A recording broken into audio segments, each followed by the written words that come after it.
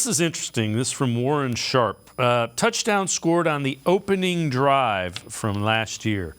Most in the NFL, the Eagles and Vikings at 8.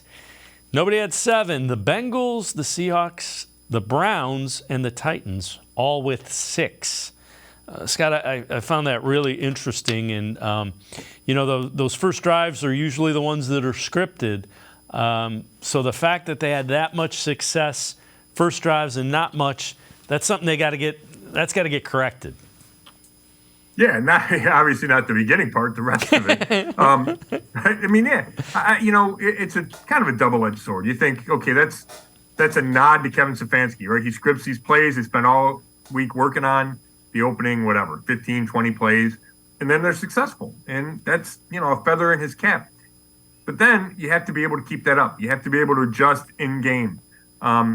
And I think it's a philosophical question. Like, you can coach your guys up for that thing, for that opening possession, let's say. But after that, how much does it come back to talent, maybe, right? Because the other team realizes what you're going to do. You can't fool them anymore. You can't surprise them. So then it becomes a talent issue.